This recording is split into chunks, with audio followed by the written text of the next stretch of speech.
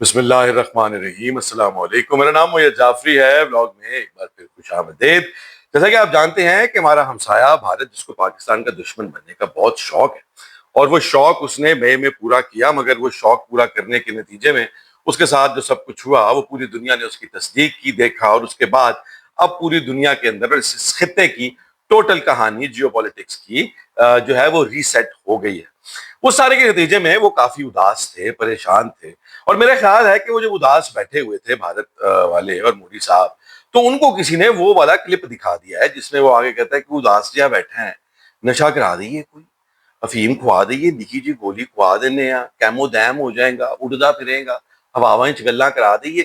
وہ انہوں نے ایسی حرکت کی ہے کہ جو کوئی نشے میں ہی کر سکتا ہے۔ وہ حرکت کیا ہے وہ آپ کو بتانی ہے۔ وہ حرکت یہ ہے کہ انہوں نے بیٹھے بٹھائے ایک نیا کٹا کھول کے، ایک نیا جھوٹ بول کے، ایک نیا کلیم کر دیا ہے کہ انہوں نے پاکستان کے 5 لڑاکا تیاری فائٹر جیٹس جو ہے وہ اس جنگ میں مار گرائے، اور ان کے علاوہ پاکستان کے F-16 جو تھے، وہ یہ جو 5 انہوں نے گرائے، یہ ہوا میں لڑائی کے دوران گرائے۔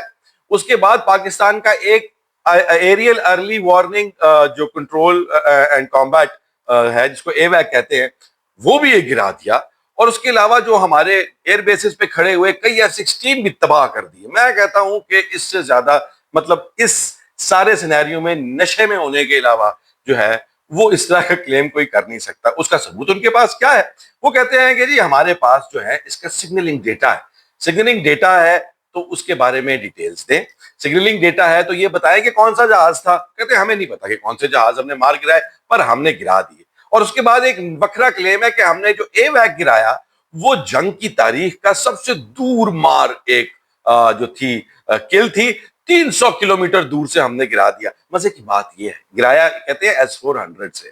آپ کو یہ بھی بتاؤں گا ابھی تھوڑی دیر میں کہ یہ وہ سارا کچھ کیوں کہہ رہے ہیں اور کیوں بول رہے ہیں، اس طرح کے الزامات کیوں لگا رہے ہیں، اس کے پیچھے مجبوری کیا ہے ان کی، اس بارے میں بھی بات کریں گے۔ لیکن پہلے کہ اے ویک جو ہے، یہ آپ یہ بات جانتے ہوں گے کہ یہ جنگ میں کسی بھی جہاز نے بارڈر کراس نہیں کیا۔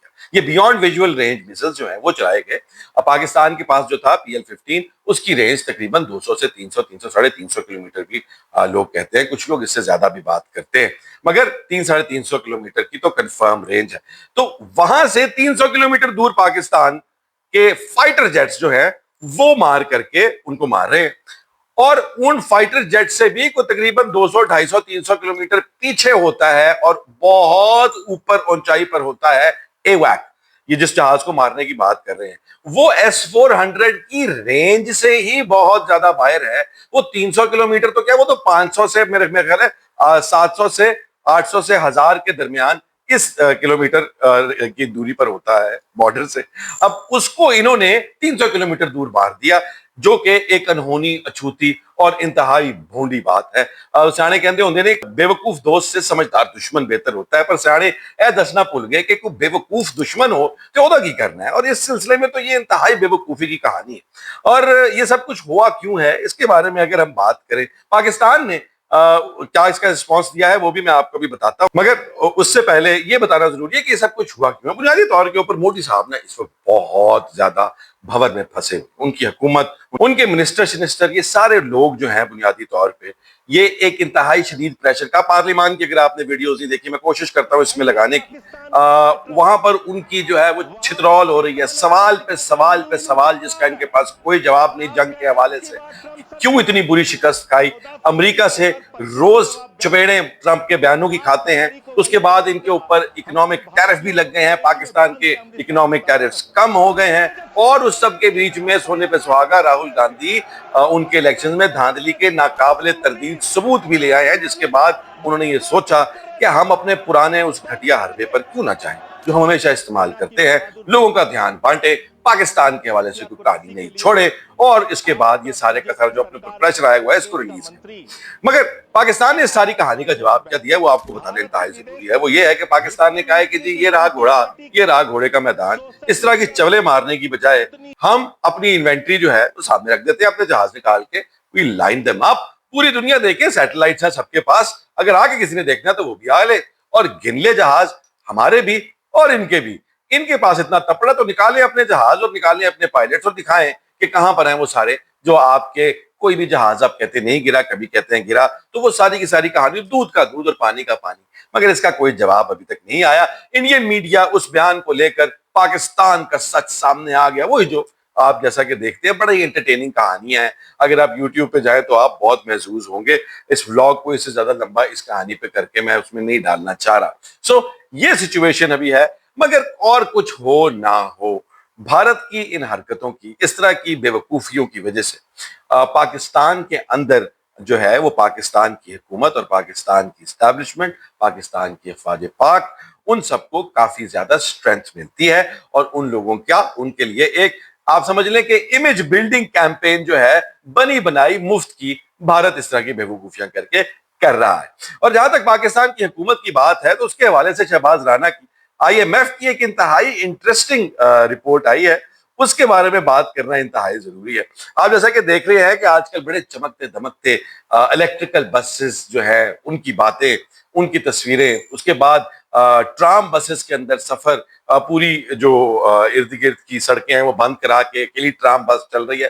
اکیلی ٹرام بس چلتی بھی بہت خوبصورت لگتی ہے بائی دا وے, جب ٹریفک چلے گی نا نال تے پھنسے گی اور دے نال اصلے مزے آن گے. لیکن وہ بات کی بات کہانی چلیے کہ جی پاکستان نے جو آئی ایم ایف نے پیسے دے کے کہا تھا کہ ایدے وچوں اینے پیسے لوگاں دی تعلیم تے, صحت تے تے لوگاں دی بہتری واسطے لانے, اس دیے ہوئے پیسوں میں سے بھی 240 ارب روپیہ جس ٹائم پیریڈ کا ٹارگٹ تھا لگانے میں قاصر رہی. اب یہاں سے آپ سوچ لیں کہ کیا حالات اور واقعات ہیں کہ اس ملک کا مسئلہ یہ نہیں ہے کہ آپ کے اور میرے اوپر, آپ کے اور میرے بچوں کی تعلیم کے اوپر, آپ کے اور میرے بچوں کے ماں باپ کے رشتہ داروں کی صحت کے علاج کے اوپر جو ہے وہ سہولتیں بنانے کے لیے پیسے نہیں ہوں.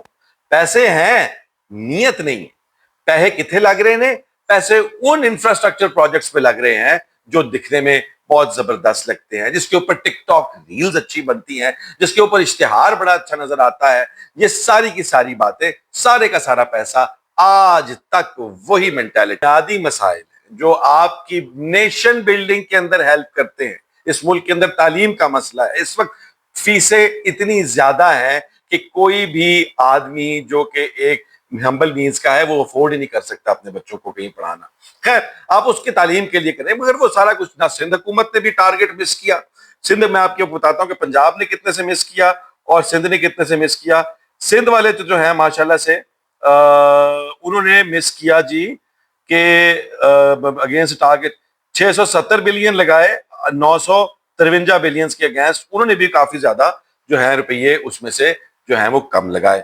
پنجاب کے اندر بھی یہی مسئلے ہیں. پنجاب نے بھی کوئی تقریباً آپ کہہ لیں 505 بلین لگائے, 96% ٹارگٹ ہوا, مگر ایجوکیشن کے ٹارگٹ میں سے 98% جو ہے وہ گول کے ساتھ الائن ہوا, باقی پیسے بھی نہیں لگ سکے. میں پوائنٹ یہ ہے کہ وہ لوگ جو کہ الیکشنز کے بعد آتے ہیں آپ کی میری خدمت کی بات کرنے, ان کا یہ کام ہے کہ وہ پیسے جو ان کے پاس آئے ہیں, ان کے پاس تو اتنے آئیڈیاز ہیں, ان کے پاس اتنا بڑا مینیفیسٹو ہے, وہ جس کے اوپر کام کر کے آئے کہ جی ہم یہ کر دیں گے وہ کر دیں گے. تو کیوں نہیں ہو سکا جب پیسے بھی تھے؟ اس کی وجہ یہ ہے کہ یہ جو لوگ آ کر بیٹھے ہوئے ہیں ہمارے سروں پہ, فافن کی رپورٹ آپ کو شاید معلوم ہو 24 گھنٹے پاس 24 آورز میں آئی ہے, 10 نکاتی رپورٹ ہے, اور وہ آنکھیں کھول دیتی ہے کہ اس ملک کے اندر جو آپ کی الیکشن پٹیشنز ہیں, جن الیکشنز کے نتیجے میں یہ حکومت میں بیٹھے ہوئے ہیں سارے کے سارے, ان کے اوپر جو چیلنجز ہیں, مطلب کہ جو ان کے اوپر کیس ہوئے ہوئے الیکشن ٹریبیونل میں, وہ 374 کیس ہیں.